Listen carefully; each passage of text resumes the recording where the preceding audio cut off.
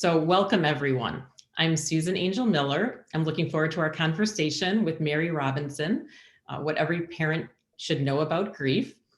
The next hour and 15 minutes will look a little bit like this. I will tell you a little bit about myself. Most of you don't know me. Or for those who don't know our story, I'll tell that a little bit. And then I'll introduce Mary, who will talk about her experiences and insights. And then we'll leave the last 20 to 30 minutes for questions.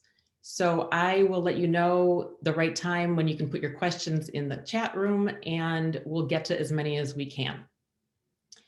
So because it's such a large audience today, we're going to have everyone keep themselves on mute to eliminate distractions. Feel free to turn on your cameras if you'd like. So for those of you who don't know me, I've been immersed in the grief and organ donation space since my 14-year-old daughter, Laura, passed away suddenly from a cancerous brain tumor. That happened in 2009. And I'll just tell you the brief story to give you a little bit of background of why I'm doing this. We were completely blindsided by Laura's death. My husband and I had been living in a northern suburb of Milwaukee, Wisconsin, with our daughters who were 9. Rachel was 9, Sarah was 12, and Laura was 14 and a half. Laura was a healthy teenager. She was attending freshman high school classes, and she was also complaining about headaches for a few weeks. But teenage girls have headaches. It's a common symptom, so we didn't worry too much until they started getting worse. And then on one Wednesday morning, a pretty average school day morning, she woke up. She threw up several times. She asked me why I had 4 eyes, and she had a seizure all within about an hour. When we got her to the hospital, the doctors a couple hours later told us from a CT scan that she had a mass at the back of her head, that it could be removed in 2 days when the operating room became available. That didn't happen because the headaches became worse and worse that evening. And my husband and I were in the hospital room when she stopped breathing. They rushed her down to put a shunt in to relieve the pressure. But when the surgeon came out, he said the procedure went okay, but she wasn't responding the way he would have liked. And the next thing we knew, we were up in the ICU room with her, and she was hooked up to every machine that I could imagine. And I almost just immediately, as a mom, knew that it was very bad. She wasn't responding to anything. So it took 3 days of us being in the hospital to have the doctors do a final MRI and tell us that her heart was beating, but she had no brain activity. And so legally it was considered brain dead, which is the definition of death. And, it was the worst that we had feared. We kind of knew that this was really bad, but until it's confirmed, you don't think that it's actually happening to you. And we went back up to the family waiting room just in total shock. And a woman in a white coat, a nurse, came in and she gave us her first condolences that we would hear. Sorry about Laura. And then she proceeded to ask us if we would consider donating Laura's organs. And if you can imagine, my husband and I always thought that organ donation was a noble and generous concept, but in the abstract, never imagining that we would have to make that decision for someone in our family, our precious oldest daughter, Laura, someone who had been in school 4 days before on a Tuesday evening, and now she was considered dead. And so lots of thoughts went into our brain at the time, and it really, we were just talking with our rabbi in the room and trying to figure out what to do. And our 12-year-old daughter, Sarah, looked at us and said, "Mom and Dad, if Laura's organs could save someone's life, why wouldn't you?" And that kind of pushed us over to that decision. We decided to do that, just hoping that something good could come out of something that had been so tragic. We never realized how impactful that decision would be. And I'm very happy to talk about the organ donation piece later on if we have some time. So the first few months obviously were full of a lot of emotional challenges. My husband Ron and I didn't want to live the rest of our lives without Laura. We couldn't imagine doing that, but we also knew we couldn't sacrifice the lives of our two other daughters to something that we couldn't undo. And so we kind of made this decision between the two of us, an unspoken decision that we were just going to put one foot in front of the other. We wanted a roadmap and we didn't have a roadmap. And I only wished that I had known someone like Mary to help guide us through that process. And what we also learned is that you have to just follow your gut in a lot of ways and do what's right for your family. But I'm really interested in hearing what Mary has to say about her experiences. So with that background, if anyone wants to know more, I wrote a memoir because it's a complicated story that has a lot of ins and outs, and it's kind of unusual in that it's written by a donor family and not the recipient, but we have found we're as grateful as the recipient family is that we had this light in our life from this otherwise senseless loss. So I connected with Mary about 2 years ago when I wrote an article for her Imagine Grief Center's newsletter. And we've stayed in touch throughout the last 2 years, and I thought she would be a perfect person to have on today. Mary is currently in private practice in Madison, New Jersey, where she works with individuals coping with grief and loss of any kind. She is the founder and executive director emeritus of Imagine, a center for coping with loss located in Mountainside, New Jersey, where she continues to provide development consulting to them. She's also the founder and former executive director of Good Grief in Morristown, New Jersey. Mary is committed to creating communities where children coping with loss get the support they need to thrive and grow up emotionally healthy. This work grew out of Mary's own personal experience of loss as a child, and she's committed to working toward the day when no child grieves alone. Mary has a BA in English and an MA in applied psychoanalysis and is a certified thanatologist. I think I said that right, thanatologist? Thanatologist, yeah. Thanatologist. She is a member of the Association for Death Education and Counseling, serves on the board of the National Alliance for Grieving Children, and is chair of the board of the Academy for Clinical and Applied Psychoanalysis in Livingston, New Jersey. In addition to all these accomplishments, Mary was also selected as a CNN hero in 2018. And I'm looking forward to learning a little bit more about what that experience was like later in the session. So Mary, thanks so much for being here. It's a thrill. Thank you. It's a thrill to be here. And I was hoping that you could start off by just sharing a little bit about your experiences heading up Imagine, and also just what some of your insights into grief that you've seen with your children and families. Sure. Well, first, thank you so much, Susan, for having me. I'm so glad we connected 2 years ago, and I can really relate to the desire for a roadmap.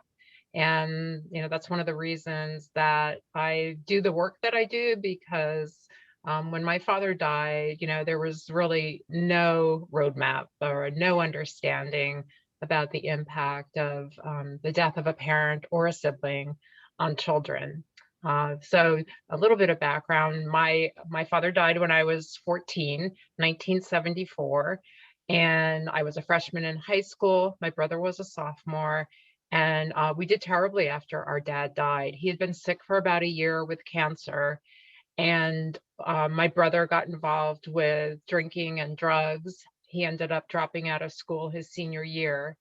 And I myself, my grades went down. I started skipping school. I quit the track team. I quit the school paper, ended up getting very depressed and isolating myself kind of into my 20s. And I always share that because my brother and I were textbook examples of grieving children.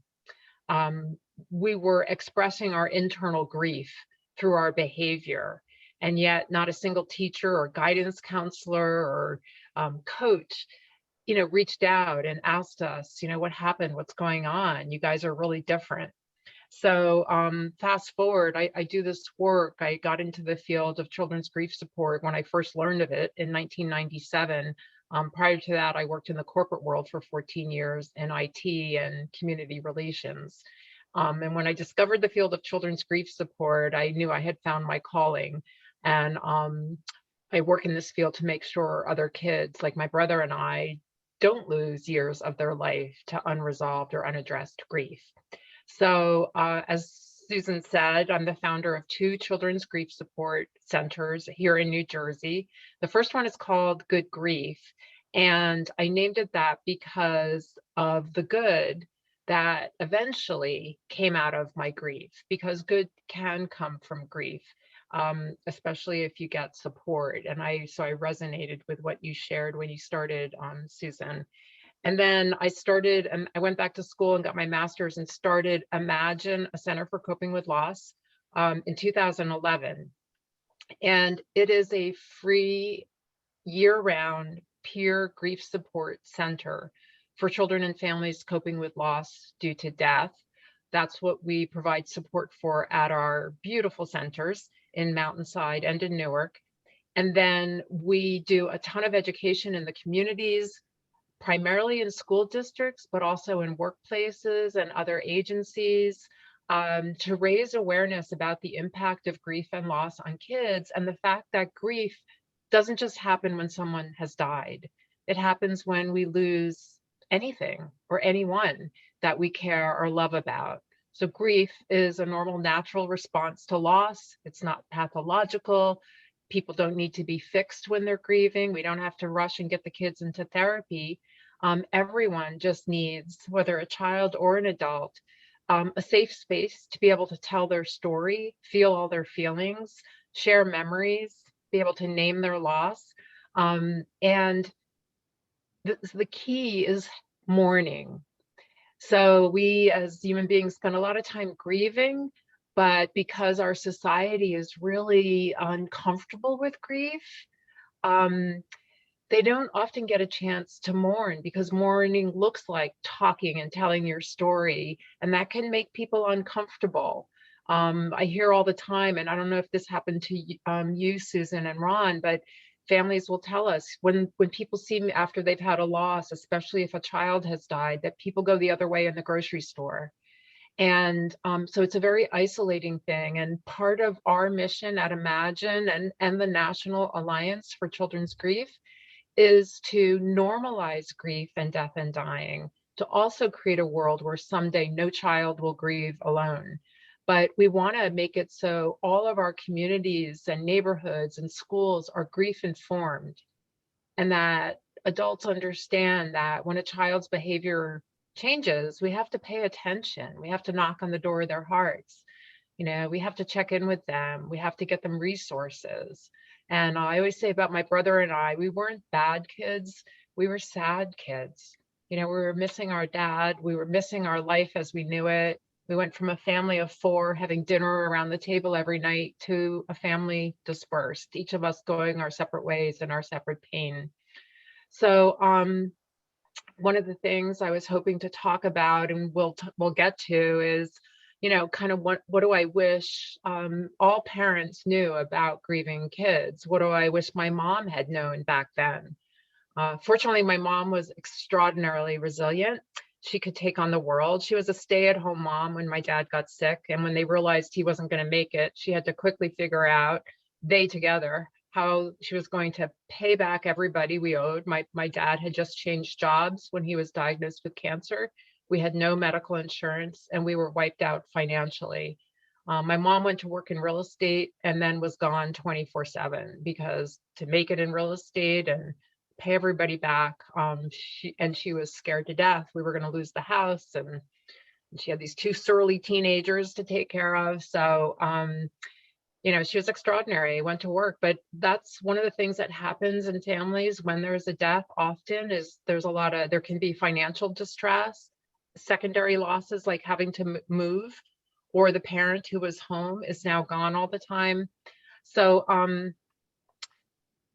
so yeah, my mom, one of the things I've thought about is that sometimes grief support can be a luxury.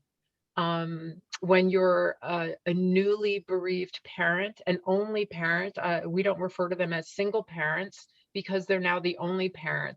They're not divorced and there's another parent helping out. Um, they are often overwhelmed, and support can be a luxury. So I always keep that in mind, because one of the things I always think about is, gosh, I wish my mom had been able to get support, because one of the best things that a parent can do for their children is to put on their oxygen mask first to get support for themselves. So I don't know if, Susan, if I've said enough about Imagine and the peer support groups and education, and if you wanted me to say more about that or kind of dive more into things I've learned. I think it'd be great to, now that you set the stage for why you're doing what you're doing, as to what, maybe what experiences, what maybe stories that you, what interactions you had with families that really inform what you've learned over the years. Sure. Yep. You know, one of the first stories that comes to mind is on our nights of support at Imagine. So picture there's about 60, we have over 500 people who come to our centers every 2 weeks, children from ages 3 to 18, young adults 18 to 30, and the parents and caregivers. So on each different night of support, there's about 60 people who come together. You are meet in groups with the same people every time you come. And so we provide supper on our nights of support. So the family doesn't, the only parent doesn't have to figure out, leave work, get dinner, pick up the kids, get to Imagine. So we provide supper so they can just not worry about that, come to Imagine, catch their breath and transition from their day, have supper and fellowship with all the other families. The kids get to see all the other kids. So one night I was waiting for the pizza to be delivered, and a family arrived early, and it was a grandfather and his 3 grandsons. Both of the children's parents had died, and the granddad was their guardian. And he came over to talk to me, and 2 of his grandchildren, the boys, were running around and playing as they do. And the 8-year-old was glued to his grandfather's side. The grandfather came over to talk to me and said, why do you do this work? Why are you involved in this? And I said, well, when I was a kid, my father died. And the little 8-year-old looked up at me and said, hey, you know what's really cool about this place? And I said, what? What's really cool? And he said, everybody's had somebody who died. And I'm like, yep, everybody here has had somebody who died. So he's like, even you old person, have had someone. And then when all the kids come and we pass the talking stick and everybody says their name and they say who died, kids get it immediately. I'm not alone. I'm not the only one. And that is a really important lesson for kids. When I was 14, I thought I was the only one in high school that didn't have a dad or had a dad die. Looking back, I think, kind of crazy to think you're the only one, but kids are we have a very self-centered worldview, and you think you are the only one. So it's a really powerful, that's the power of peer support, is finding out you're not alone, and getting to have all your feelings. That's the other beautiful thing at places like Imagine. Imagine is one of over 500 centers around the country. Almost every state has a children's grief support center, and we can talk about why that is. But getting to have all your feelings, because out there in society, one of the frequent things we'll hear is someone saying to a 12-year-old boy after their dad dies, you're the man of the family now. Or after the mom dies, mom wouldn't want to see you cry. And what we say is, you're not the man of the family. You get to have your childhood. Tears are good. I heard a little boy say this to another little boy. Tears are good. They let the sadness out. Kids are very wise. So one child said, I'm glad my dad died. And turns out his dad had been abusive and kind of mean. And at Imagine, he got to be glad his dad died. He didn't have anybody saying, "Oh, you don't mean that." Or, when a sibling dies, "I hate my sister, I hate my brother." And we're like, "Oh, you don't mean that." At Imagine, we're like, "Okay, so you do." Like, they get to have their feelings, and kids learn, and this is so important for us to know as adults, is that feelings aren't good or bad or right or wrong. They're just information about that child's world.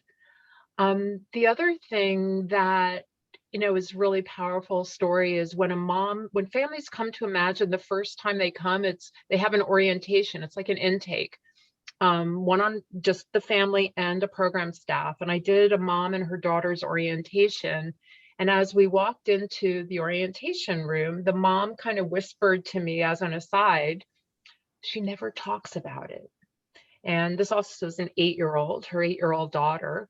So we walk into, and I was like, okay, that's fine. We walk into the orientation room, and I had set out a feelings toss game on the floor. And the mom sat on the couch, and I started to play the game with the little girl while also talking to the mom about Imagine. And before you knew it, the little girl was telling me how she found her dad in his bed after he had died. And she said, and I touched him and he felt kind of cool, but I smelled him and he still smelled like my dad. So now this is a little girl, the mom said she doesn't talk about it. So when kids come to a place where it's okay to talk about death and dying and have all your feelings, and you have permission, and you're with your parent, and there's an environment, they feel like, oh, I can talk about it. And so I think the other thing that parents learn from watching what happens is also how to listen to their kids. And also that it's okay to grieve together as a family. A lot of times what happens is children, they'll see that their parent is sad, so they hide their feelings and they don't talk about it because they don't want to make their parent more sad. And then the parent sees the children sad, so they hide in the bathroom or the bedroom to go cry because they don't want to make the kid sad. So nobody's talking about it.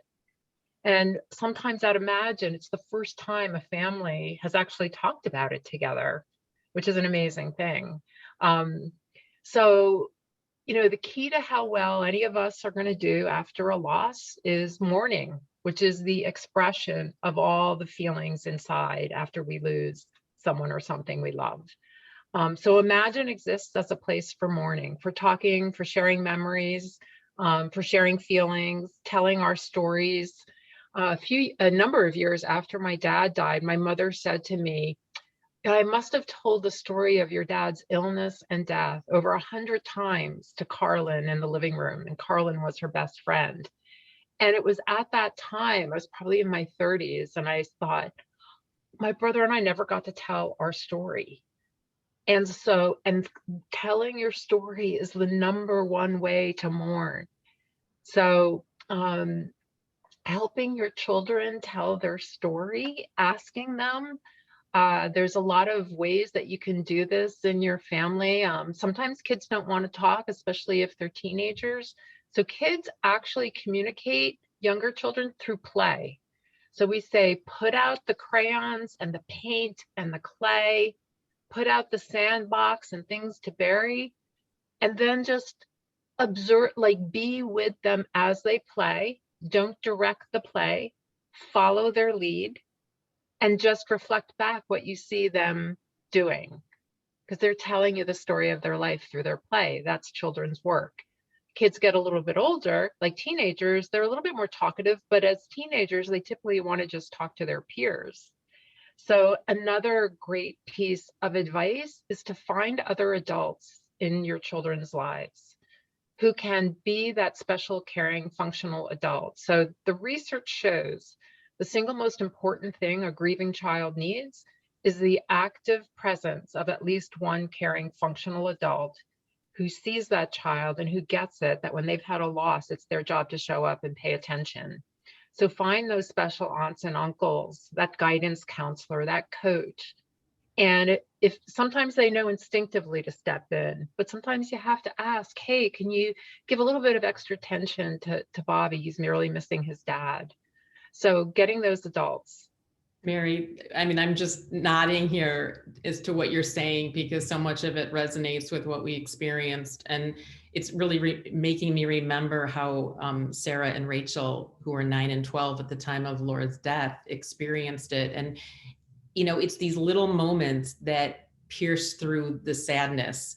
Um, you know, teachers they didn't know how to deal with them because I think the teachers were afraid that if they brought up the death of Laura to them in class, that it might make either of them, you know, start crying or embarrass them. And I'm not sure our children wanted that interaction with their teachers at that age, but they also didn't like the fact that the teachers were not acknowledging it. So it was this like betwixt and between. And there were times when I had to actually, you know, text teachers or text the principal and just say, if you're walking down the hallway, or will you just make sure you see Sarah today and just kind of give her a heads up that you know what she's experiencing, you know, that you're empathetic to what she's experiencing. And also giving them, I remember talking to the social worker at one of the middle school, I believe, and just arranged so that if either of the kids just felt like they couldn't handle the classroom experience at any point, they could just kind of tell the teacher that they were leaving, and they could go down to the social worker or sit in the principal's office or wherever they were. And that, I think they didn't use it. I think they might have used it once, but I think knowing that they had that out was very helpful to them. And I'll just mention one other thing that I remember so clearly is one of my daughters was in French class, and she came home all upset one day, and she said, "Mom, the teacher was so horrible today. They were talking about all of the family-oriented French words, sister, brother, parent, how many siblings, and the French teacher had asked each person, how many siblings do you have?" And so it like caught them off guard. It caught her off guard, and she didn't know, what should she say? Should she say one or two? And she was also in this hard place because many of her friends obviously knew that Laura had been around just months before. So she did have two sisters, but now one had passed away. So those were the moments that were very difficult to navigate. And those were the things you just couldn't expect. And those were challenging. Yeah, absolutely. That's why, you know, I think it's really important for schools to be grief informed, to get education. You can become a teacher, guidance counselor, school social worker, and not have a single course in children's grief and loss or death and dying. And yet our classrooms are full of grieving kids, grieving all types of loss, not just loss due to death. And people, they feel ill-equipped and scared. They don't know what to say or what to do. So then they end up doing nothing, which is not the ideal. But to your point, sometimes the child does not want the attention. So you just have to work it out. Like, okay, you know, let's have a secret code or a secret word when you need to talk, or, you know, just let them, like I always say, just knock on the door of their heart. Let them know you're there. And when they're ready, they know you're a safe person to talk to.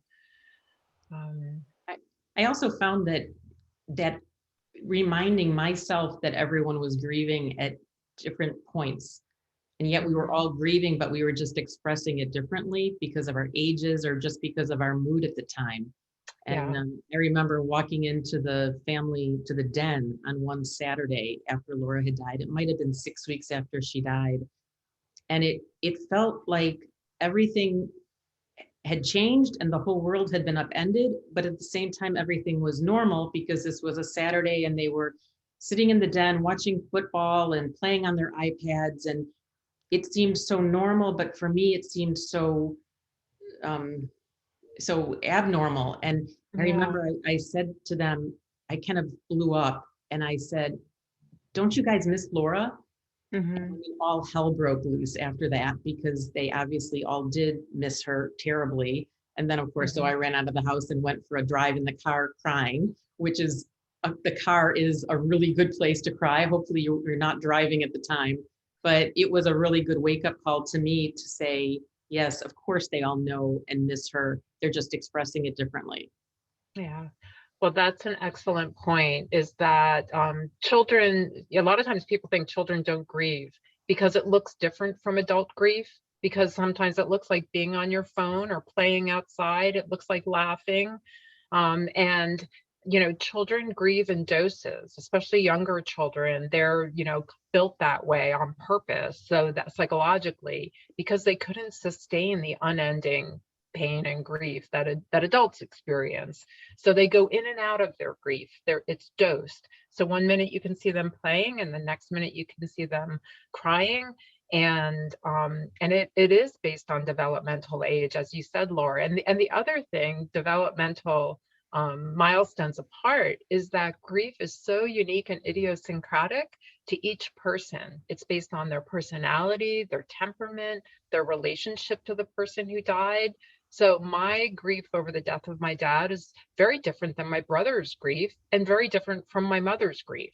So the thing about children is also that children re-grieve their loss during different stages of development. So that's why I'd imagine it's unlimited. There's no time period, like it's a 10-week program. You can stay for as long as you want. You can stay for a year and leave and then come back, which many families do. Sometimes they stay for years. It varies. It's really, we follow the lead of the family and what they need. And so we had one little boy who came when he was 5, and his mom had died, and he stayed until he was 9. And then he was feeling good. He left. Then 2 years later, came back as an 11-year-old because he was missing his mom in a whole different way. So when a child is 5 and their parent dies, they miss them as a 5-year-old. They not yet may have the concept of permanence quite, like they think, oh, maybe they'll be back. They get a little older and they go to play Little League, and they see all the other dads coaching, for example, and their dad's not there. And then they get a little older and it's time to learn to drive or to date or to go off to college. And they're at a different level cognitively, emotionally, psychologically.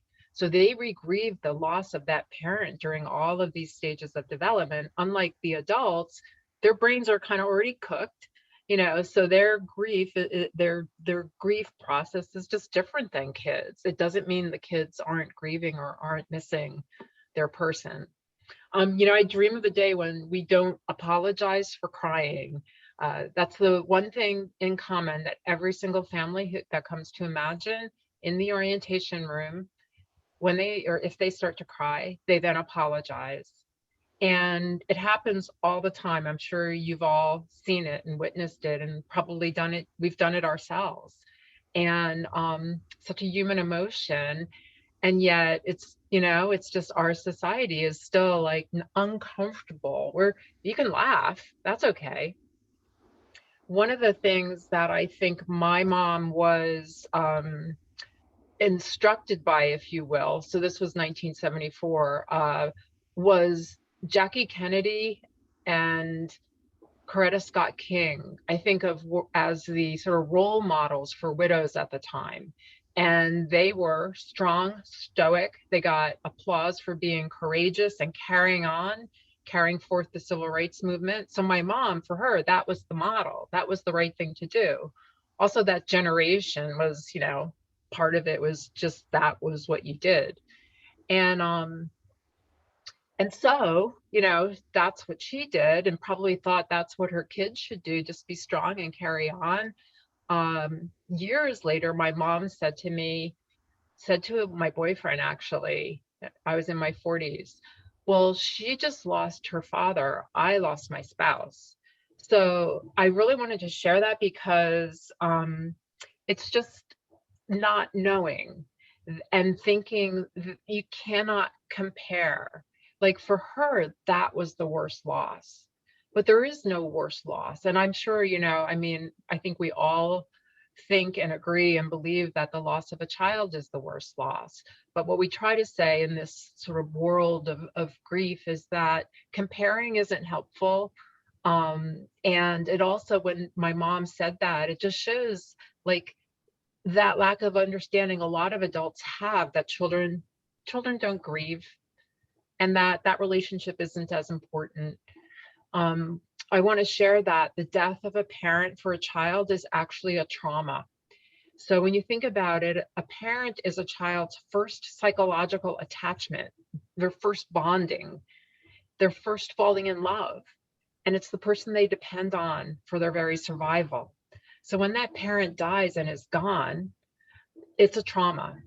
The key is it doesn't have to leave them traumatized. So you can have a trauma, but not have it be traumatizing. So if you get support, whether it's at a grief support center or in your neighborhood and with the aunts and uncles and special people who show up and give you the resources and support that you need and let you tell your story and ask you about your sister or your mom or dad.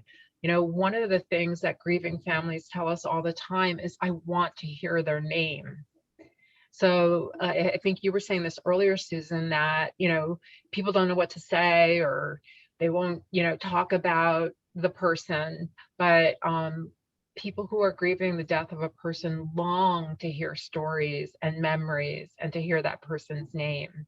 And you're not going to make them more sad. They're already sad. You're not going to remind them because they never forget every single day. So I think that's the one thing that I would love to be able to have everyone in the world understand is that talking about the loved one who passed away, sharing stories, I mean, those are real gifts to the person who lost them. Because for me, when people would write me a Hallmark card and just sign their name, I appreciated that they sent that, but what I really appreciated were the people that wrote a couple paragraphs and told me stories about Laura that I had not heard before, because I knew that I couldn't make any more memories with her. And so the ability for them to kind of share a memory like that was really a treasure for me. And I think people are concerned that they're going to say the wrong thing. And I often will advise them, you know, really, even if you said the wrong thing, it's better than saying nothing at all. I mean, there are definitely a few things that we shouldn't say in terms with, you know, bringing in religion and saying that, you know, God only can give you so much that you can bear. And there are definitely some comments that get people upset more than others. But I think the worst thing is for the person that's lost the loved one to be ignored. yeah, yeah. And I also think of grief as just mental health, right? We're all Yes. grieving. Right now, we're all missing someone that we love. And I don't understand quite why our society doesn't do a better job of just acknowledging that and teaching about it. I think we're making a little progress. I think there's an Office of Bereavement that has started at the White House. There's a focus now on extending bereavement leave in corporations. So I feel like we're making a little bit of progress in our society, giving permission to even, you know, let people know you're grieving. Again, normalizing it and helping people be a little bit more comfortable with talking about it. And the reason nobody teaches us how. um, I was listening to a psychologist, Dr. Henry Cloud, who, prolific author and works with a lot of children and families. And he at a conference, and he was asked the question from the audience, what's the most important thing to teach children? He actually paced the stage for almost a minute, it felt like. And he finally stopped and he said, teach them how to lose. So when you think about it, we teach kids how to win, how to succeed, how to be the best, but we don't teach them how to lose. So when they do have a loss, they're ill-equipped to deal with it. They don't know what to do with these painful feelings and this jumble and chaos of feelings. So teach them how to lose. And what do you do with those feelings? And Imagine, also exists to help children develop healthy coping tools and grow in their resiliency so they can deal with the loss at the time of it and grow up emotionally healthy. And I believe the world's driven by unaddressed or unresolved grief, and that if we can help kids at the time of their loss, they won't end up as one of these at-risk statistics. That's so, I so appreciate you saying all of that. And one of the things that has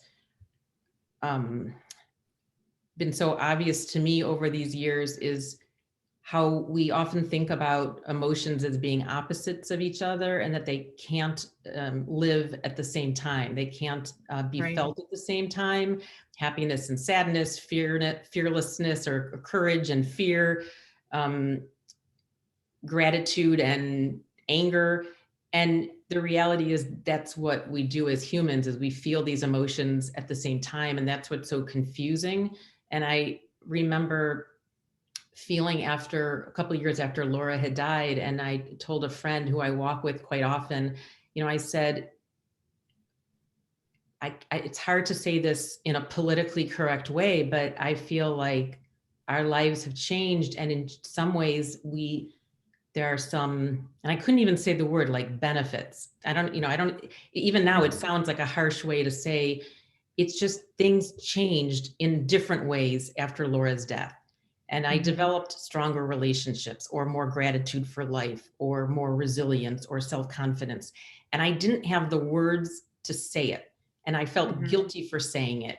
And I think my goal is to let people know that all emotions are okay to be felt in the grief, and that you should give yourself that permission to be grieving, to be okay, to be better than okay, and to even be saying I'm thriving. Yeah. And that's where, after writing my memoir, I struggled for the longest time figuring out what I was going to title the book. And what I realized is that I still had shame about thriving after the worst nightmare a family can ever experience, right? So I finally decided permission to thrive was what really resonated with me about my experience. I needed to give myself that permission. No one else could give myself that permission. And it doesn't mean that just by thriving, you're not suffering too. Right. If a child of mine says they have a headache, I go into a PTSD situation because that's what happened with Laura and she died. But I've had to learn that you have to be okay with all of the feelings, however they come up. Yeah. Yeah. Yeah. I always say that, people sometimes think, oh, you get over grief and then you're going to be okay and go back to normal. And, the thing is, we grieve for the rest of our lives. We will miss that person forever. They will always be our daughter or our dad or our mom. And that being, you know, fully human is learning to live with the joy and sadness of life side by side. And I think that our, society, media, gives us really bad messages that give us the idea we're supposed to be happy all the time and things are supposed to be, we're not. It's impossible. Life is suffering. And, I think where we go awry is thinking we're not supposed to feel pain and something's wrong, and then we self-medicate. But it's really learning to be given permission to have all your feelings, and then you learn, oh, I survived my feelings. And I loved your book, Laura. I read it in one sitting. Actually, Susan, but I'm happy to be called Susan. Laura. Susan. I don't know why I said Laura. It's okay. Yeah, so permission to thrive. And you're right, there is, sort of a judgment about like, well, and then people judge themselves that they are, oh my gosh, I'm laughing. I'm supposed to be grieving. And kind of sort of this craziness around what's okay and what's not okay. Exactly. And it's all okay. I remember thinking that my friend was going to stop really wanting to listen after the year mark. Something about that year mark had gotten into my head as though that was enough time to grieve a child. And here it is out 13 years. And I know people who it's out 30, 40 years, and it still is painful. It still comes up on different dates, their birthday, their death anniversary. It is never ending, but it changes over time. And I wish that also was known. So I think we're starting to educate people. And I think hopefully with the increase of deaths during the pandemic and increased focus on the collective grief that we've all faced during the pandemic, that we'll start becoming more comfortable talking about this, because you need to normalize the conversations and not make it so scary. But this is a good time. If anyone has questions that they'd like to put in the chat room, we'd be happy to answer them. This is the time when I think is the most interesting time of the program, where we can address any questions that you might have. I saw someone raise their hand before. Ah, I don't know how that works, but if that person could write it in the chat, that would be lovely. That would make it easy. If I can find the hand up, we will let them talk. Yeah, I don't see it right now. Are there any other myths and misconceptions about grief that we haven't touched on? I think a big one is time heals all wounds. And that gets said a lot. And time helps, but it's really what you do with the time. And that's mourning.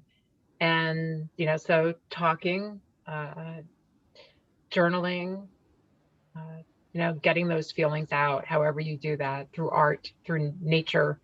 So I don't know if anybody else can relate to that, being, time heals all wounds, just let time go by.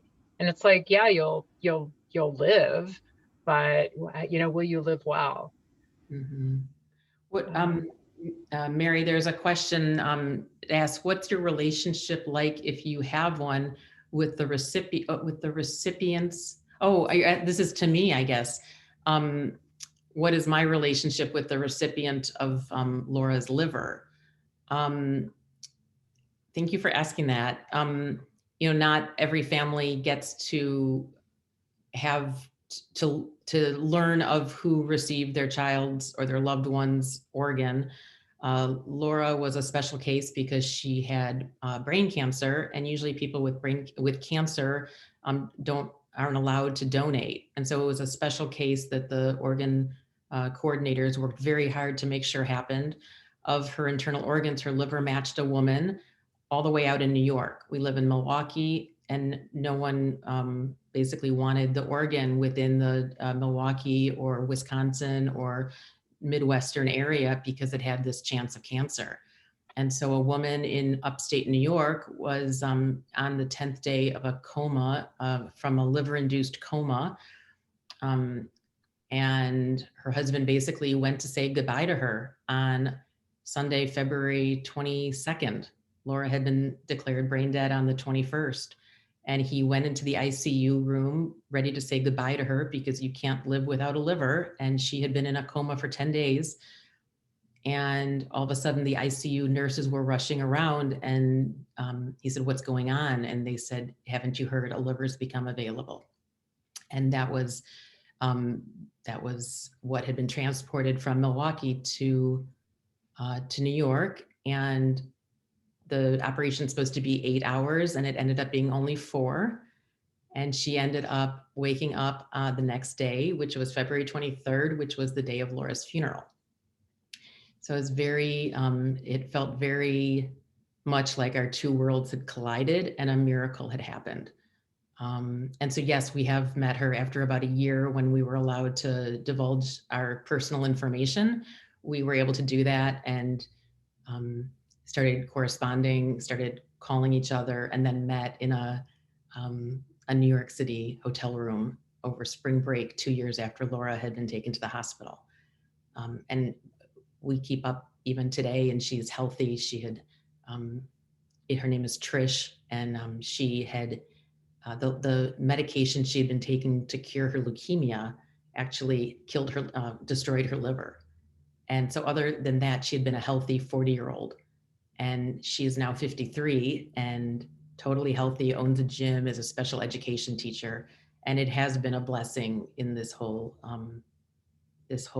scenario. And I don't know what the percentage is of people who actually are families who donate, and then who actually gets to connect with the people, how many people have that chance to have a relationship.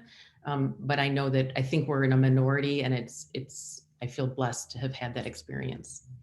hmm. Let me just look and see if there's another question here. So I see my team struggling with secondary trauma and grieving alongside each of our donor families. Do you have any tips to help our team stay mentally healthy and navigate through the process?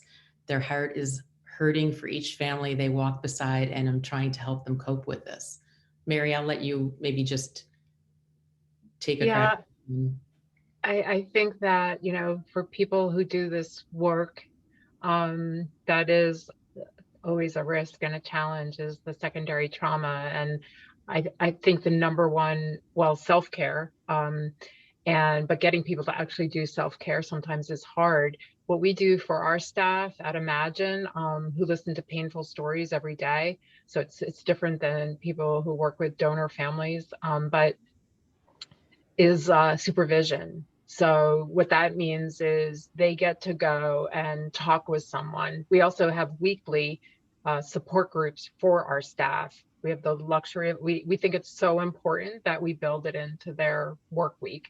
And then once a month, they get clinical supervision to talk about just anything that's come up for them, the challenges they're having, even things about work and bosses and coworkers. So I think talk is the most important thing. And then if you can build in some self-care at the workplace, whether it's a meeting over tea with coworkers, making sure, going for a walk, having a place, giving everybody a journal, not over working the staff, but the main thing is they need to be able to process their feelings and not keep them inside. It's almost like they need their own support group. That's what we do for our staff. I don't know if that helped. Yes, I think I'm looking down at the chat, and Megan is mentioning that adversity, they have a resiliency program and a resiliency coach available. And I think it sounds like it's been very helpful to the staff. And one of the reasons that places will institute resiliency programs is because it takes so long to train grief therapists and organ procurement coordinators and these nurses that do such an amazing job. And it's such a stressful job that any support that these organizations can provide is so worthwhile in the long run, because otherwise people just burn out. I have to say, one of my messages when I talk in organ donation settings is I would like the nurses and the doctors to all understand that even when it's understandable that doctors and nurses might not even want to have that organ donation conversation with a family because the family is distraught. Why bring something else up that could cause additional, worry or concern? And what I am very passionate about is if they had not asked our family to donate, we would have lost out on an opportunity that has been very healing for us. And I think that message needs to get out there, that just because a family is in pain, it doesn't mean that pain is going to last forever. And that it's just a human interaction where like even a friend, when people don't know what to say or do, right? The best thing that people can do is just witness the pain and Yeah. sit with the person and not judge and not, it's like showing up for the people, not ignoring them, listening, not judging, and also just not trying to fix the situation. And so I think that there is so little education given to even therapists on how to handle grief. And so little is given about how to cope with a friend who's lost a child or a husband. And I think the key is that listening and just being honest with the friend and saying, I really don't know what to say or do, but I'm here for you. And then, you're at the Costco and you text the person, you say, I'm here. What do you need? You don't give them a choice. You say, I'm on the way back. I'll drop it off at your house. You make it easy for people. You make it easy for people. There was a question up here, Mary, that I thought could go to you, where it says, how can a family discuss the anger and resentment that can come from grief? Yeah. Um, Well, I mean, that's the beauty of a family support group program, is that, you have your own sort of private confidential space where you can talk. And then one of the magical things that happens is often on the car ride home, um, is the family ends up talking together. But it's almost like that being given permission by going to a support center, or, some sort of support group, and then, naming it. I think the parent can be a role model for naming feelings. I'm feeling angry. I'm feeling a little resentful. It's just like, it's kind of up to the adults to name the feeling. And then for kids to, I mean, if we're talking about a family where there's kids to see, like, oh, okay, when my mom is angry, she talks about it. She says, I'm going to go for a run now. I just like, there's a lot of kinetic energy with tough emotions like anger and resentment. So getting physical. And once you get that kinetic energy out of the body, it's much easier to talk and to put feelings into words. So um, I think naming your feeling is key. And I wish we could be having a conversation about this, but that's the thing that comes to mind. I think in addition to naming the feelings, using humor helped me a lot. And I think there is a lot of truth to comedy and tragedy go hand in hand. Um, when things got tough, I mean, we would, say things like, oh, did you share, mom? And wait, you're using the death card. And, if the kids would talk about the grief or the sadness, and like we let them swear when it came to talking about their feelings, and like giving them these little permissions that said to them, yeah, you have gone through a lot and we get it. And I mean, I remember there was one time when sometimes the grief just comes out in the weirdest ways. I remember I was at one of the children's schools, and I was talking to a friend who had three children very similar ages to my three girls. And we were talking, and it was after school, and she said, well, I have to go do the shepherd, the carpooling chauffeur tasks. And all of a sudden it came out of my mouth, well, it's easier with two than three. Wow. I said that to her because it Yeah. had been building up inside of me. And I said it, and it just like the words hung in the air, and my friend didn't know what to say, but we almost had to like laugh about it, because it just shows you how much is bubbling inside of you that needs to come out. And at the time, I needed to share it with as many people as I could. It's the way that I got healthier and was able to go through the grief, is I just told whoever would listen what I was going through. I even told the Trader Joe's checkout clerk, who asked me, so what were my plans that night, or what were my plans that weekend, right? That was a trigger for me. And I basically told him that my daughter died 3 weeks ago. I don't think he'll ever ask that question again. I really feel badly that I did that, but I did it. Let's see if there are other questions. So a similar question, do you have any insight when it comes to the innumerable ways people express grief? I've often heard people say they're grieving inappropriately. Please share your stance on what is often called inappropriate grief.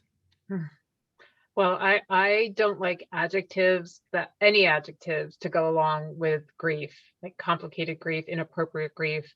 Like, grief is grief, and there's no right or wrong way.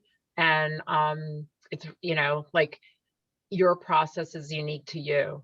And however long it takes, whether you choose to talk or journal, or, I mean, just, yeah, uh, the way you express grief is the way you express grief. And as long as you're not hurting yourself or hurting anyone else, um, that's fine. We believe every human being has within themselves the capacity to heal, and that they have their own answers. Like, we don't have the answers for anybody. Our job, like Susan said earlier, is to be a witness, to be a companion, to walk beside someone when they're having really hard feelings, so that they know they're not alone.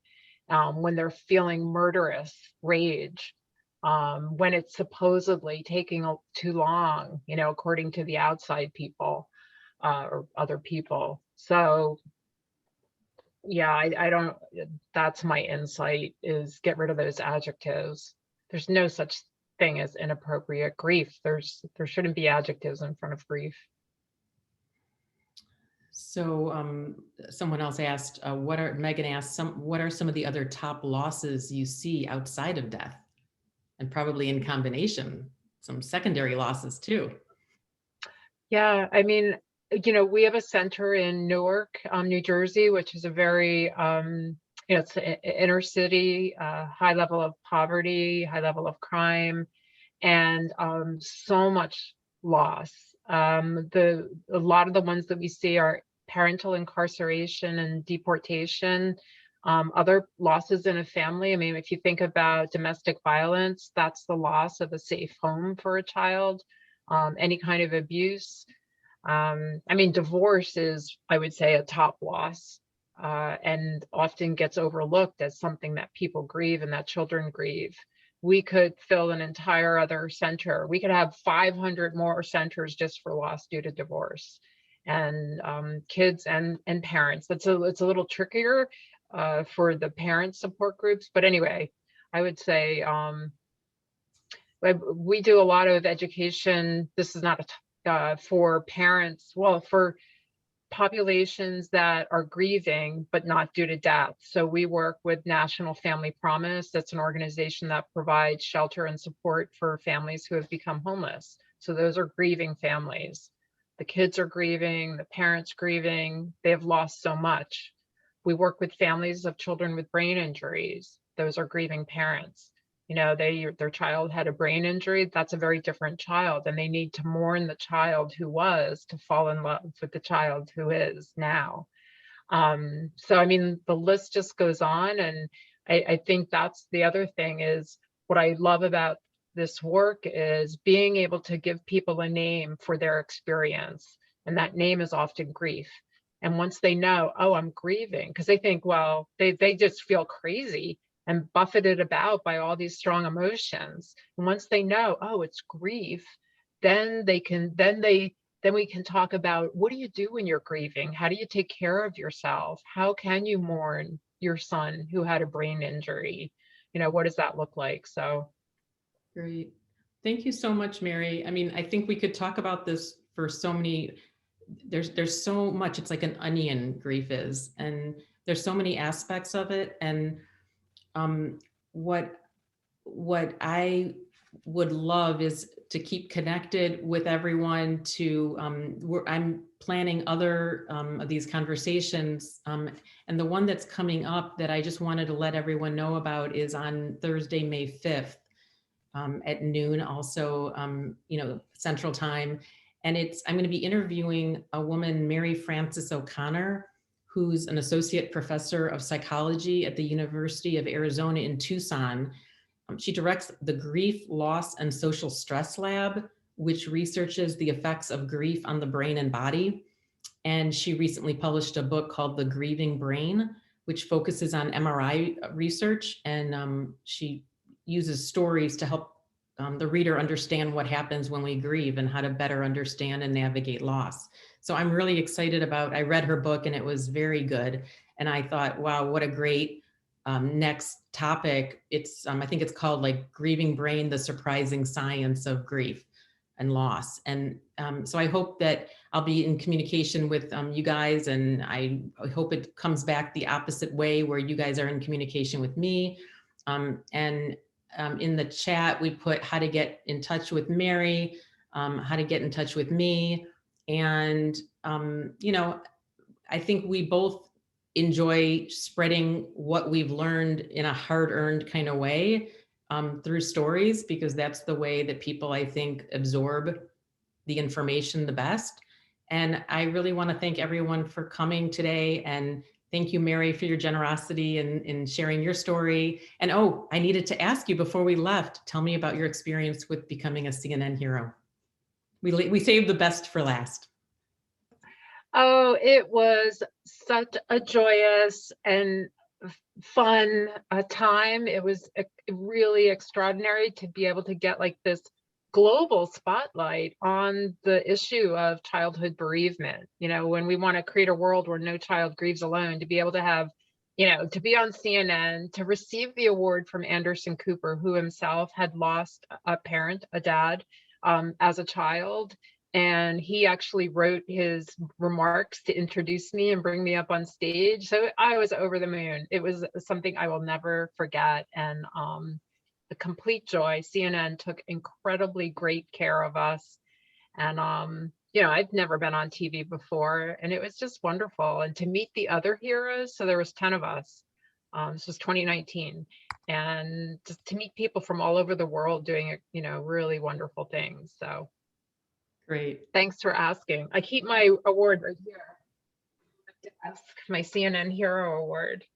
I don't know if you can see that. We all Very get these fun. big, wonderful. Very fun. All right. Well, ending on that lighter note, again, thank you for coming. Thank you, Mary. And hopefully we'll see you on May 5th as well. All Yep. right. Take care. Thanks. Bye-bye.